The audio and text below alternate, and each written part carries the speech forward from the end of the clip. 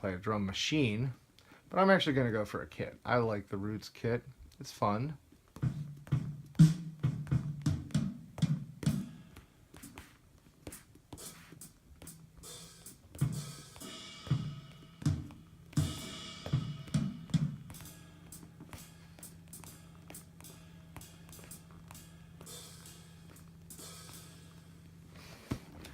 And you get to have a little bit of fun with it. It's cool. So let's play a little drum line here, just real quick. 2, 3, 4.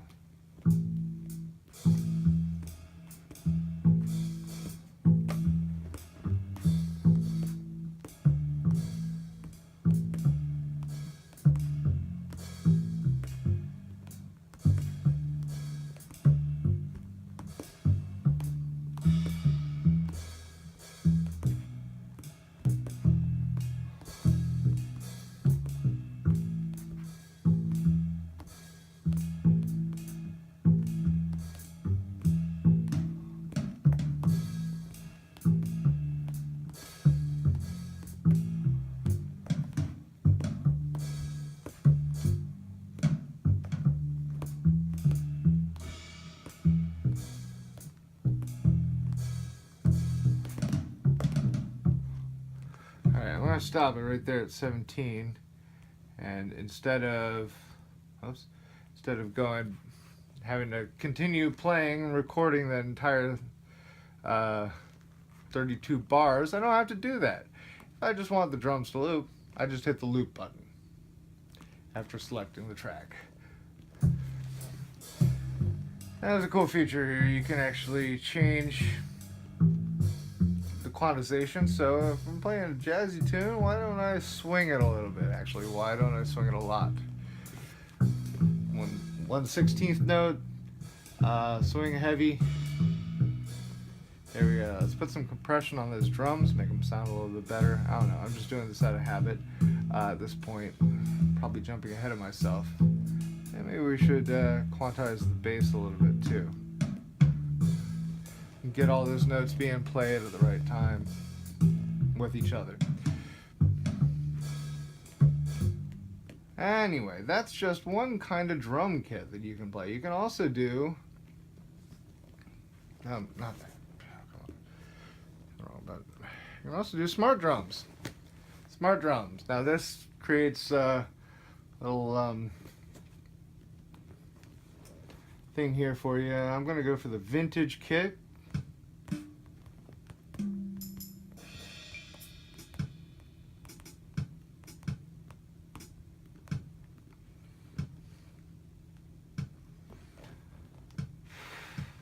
I want to play a very complex tune. Why not?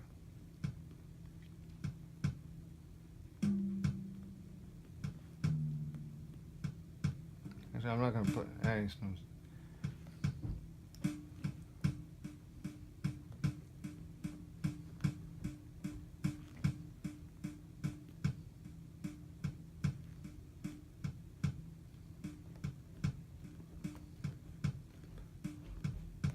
It's probably going to sound better here, actually.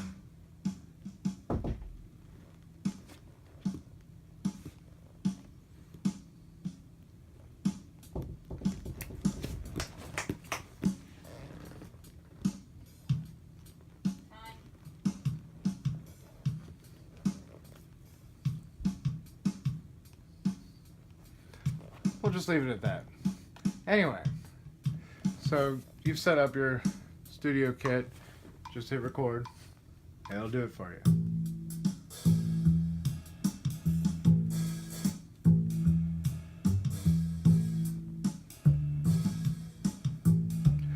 It just adds another layer to the drums. And I'm just going to play that for 4 bars, and I will go ahead and loop it again, as I did before. Looks like I went over a little bit. Now I can drag the handle at the end of that segment. You get it right? Yep, there we go. Loop. There we go. We got a full 32 bars worth of it.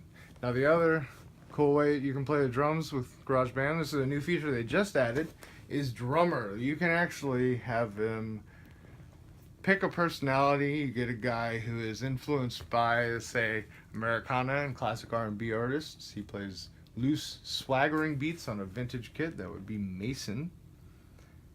I'm going to play something like that. I'm going to add some fills. And I'm going to have him follow that. Actually, no. Follow the bass. Because the drummer always follows the bass, right? Add a heavy swing, not light. And he's good to go.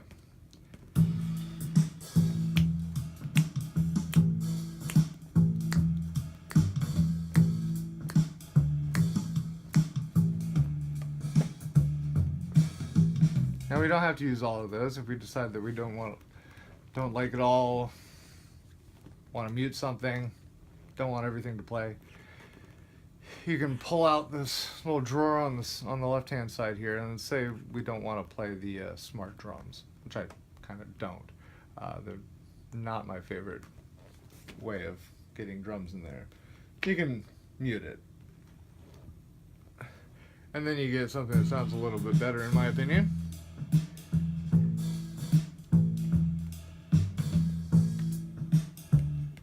Okay.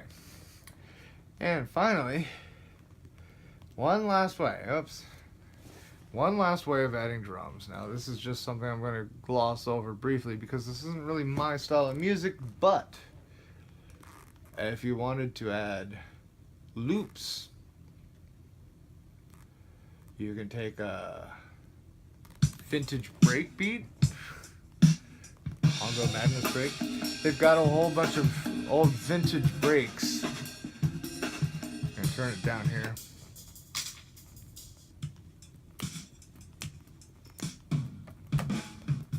These are all loops.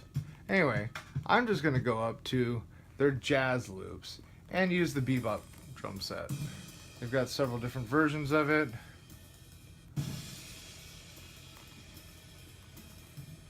I'll take it. There we go. And that adds a loop.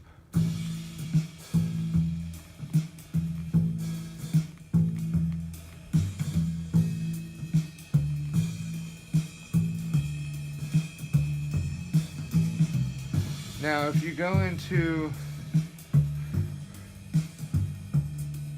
that, the instrument settings on that, you can see here, you can adjust the tone.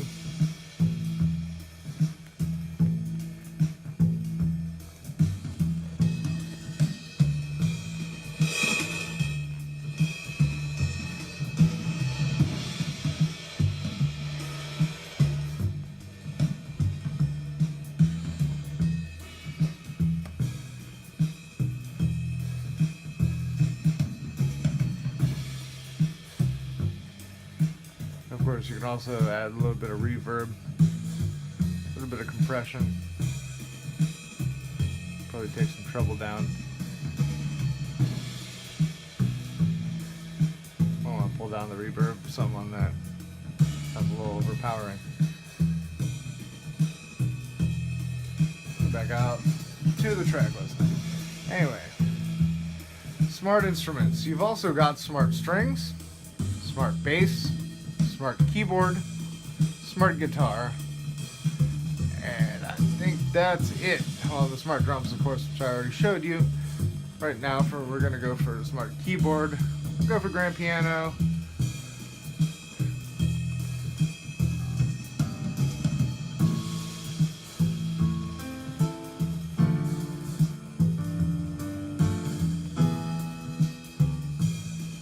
Okay.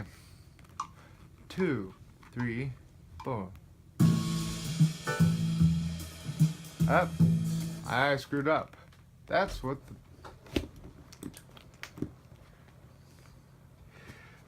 that's for. Okay, so turning back. Start at the beginning. Here we go.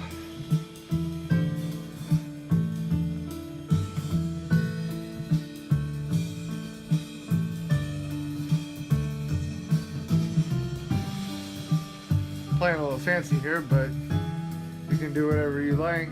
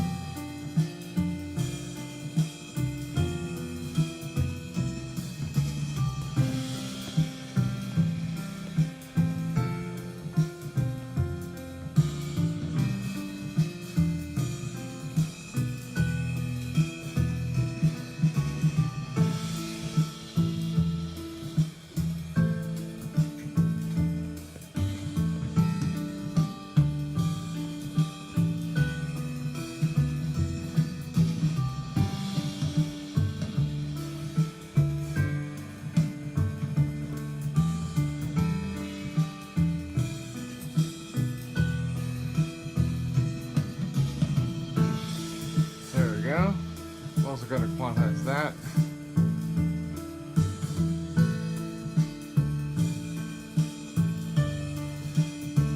Didn't make much of a difference, did it? Anyway, that's what we got. So that's the basic ways of introducing drum tracks. I've got drum tracks, smart instruments, and now, finally, for the fun thing that I'm going to show you, we've got free play. It's a full keyboard, and it works just like one too, except, oh, here's just a tip. You might want to turn the gestures off on the iPad if you're playing the keys, especially if you're playing like sevenths, because as you can see here, it's trying to switch apps, because that's actually the 4 fingers on it is a gesture. You can go up 1 octave, 2 octaves, down 3. You've got sustain. You can turn on and off, but it also senses pressure. At least it does on my iPhone 6s. On the iPad Air 2, it does not. There's also an arpeggiator feature, which you can set to however you want the note order play. Let's do up and down, and we'll play it in 1/16